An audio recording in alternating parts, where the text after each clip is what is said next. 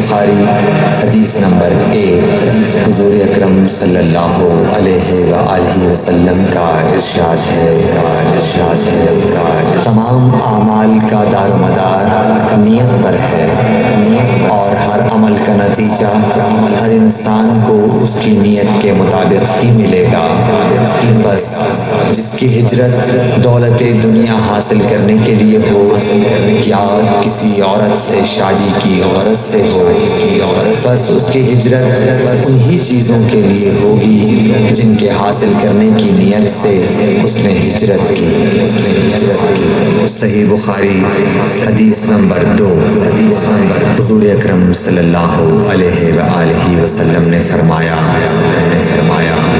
کہ وحی نازل ہوتے وقت کبھی مجھ کو گھنٹی کی سی آواز محسوس ہوتی ہے، اور وحی کی یہ کیفیت مجھ پر بہت شاخ گزرتی ہے۔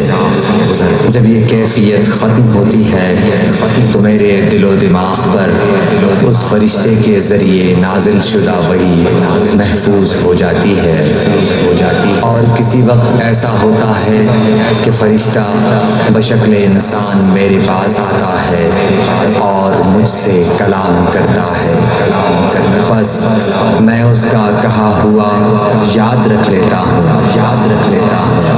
صحیح بخاری حدیث نمبر 3۔ حضرت صلی اللہ علیہ وآلہ وسلم پر وحی کا ابتدائی دور اچھے سچے پاکیزہ خوابوں سے شروع ہوا۔ آپ خواب میں جو کچھ دیکھتے وہ صبح کی روشنی کی طرح صحیح اور سچا ثابت ہوتا۔ پھر من جانب قدرت آپ تنہائی پسند ہو گئے، اور آپ نے غار حرا میں خلوت نشینی اختیار فرمائی، اور کئی دن اور رات وہاں مسلسل عبادت اور یاد الہی و ذکر میں مشغول رہنے لگے۔ جب تک گھر آنے کو دل نہ چاہتا توشہ ہمراہ لیے ہوئے وہاں رہتے۔ توشہ ختم ہونے پر ہی اہلیہ محترمہ حضرت خدیجہ رضی اللہ تعالی عنہا کے پاس تشریف لاتے، اور کچھ توشہ ہمراہ لے کر پھر وہاں جا کر خلوت گزین ہو جاتے۔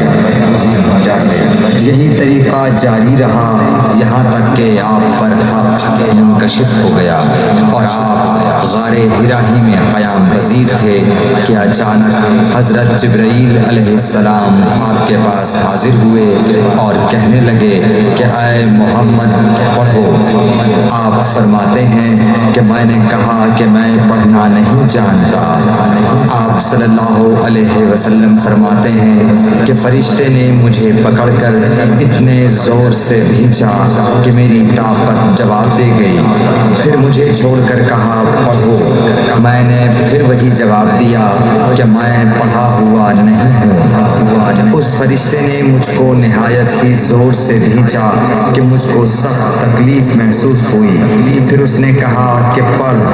میں نے کہا میں پڑھا ہوا نہیں ہوں۔ فرشتے نے تیسری بار مجھ کو پکڑا اور تیسری مرتبہ پھر مجھ کو بھینچا، پھر مجھے چھوڑ دیا اور کہنے لگا کہ پڑھو اپنے رب کے نام کی مدد سے جس نے پیدا کیا اور انسان کو خون کی پھٹکی سے بنایا۔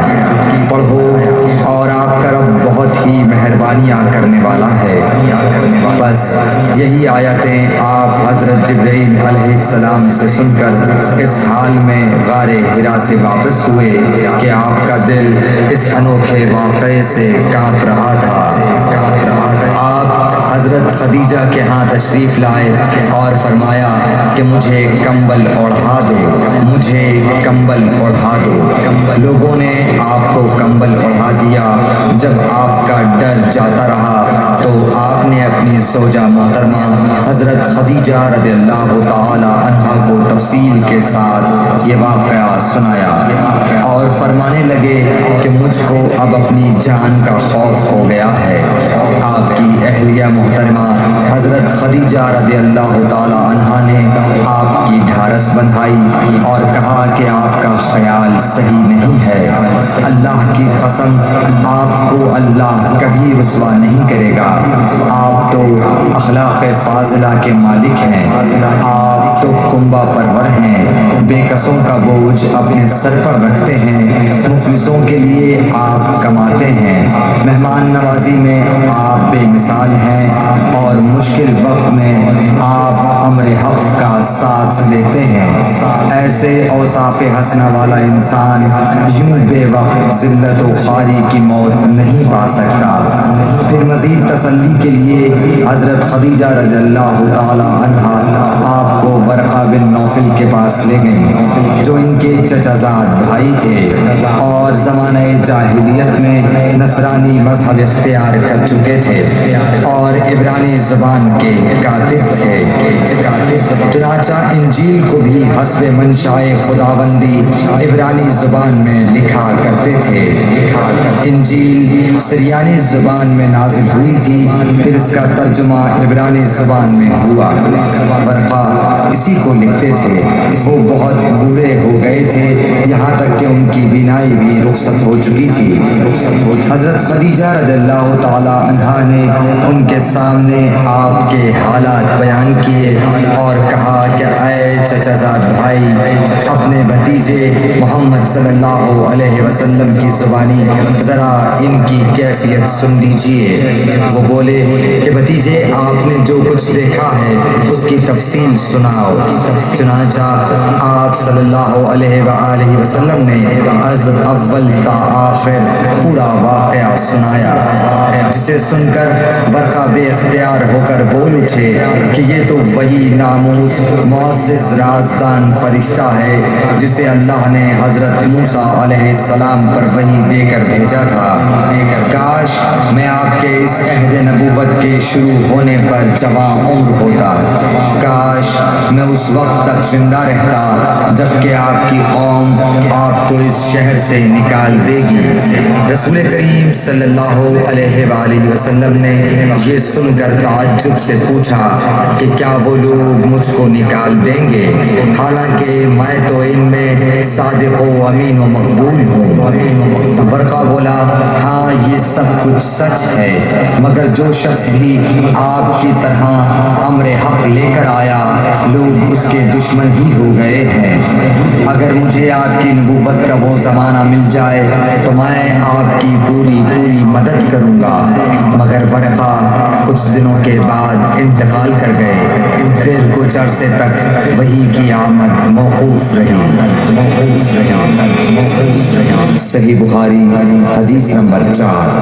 حضور اکرم صلی اللہ علیہ وآلہ وسلم نے وحی کے رک جانے کے زمانے کے حالات بیان فرماتے ہوئے کہا کہ ایک روز میں چلا جا رہا تھا کہ اچانک میں نے آسمان کی طرف ایک آواز سنی اور میں نے اپنا سر آسمان کی طرف اٹھایا۔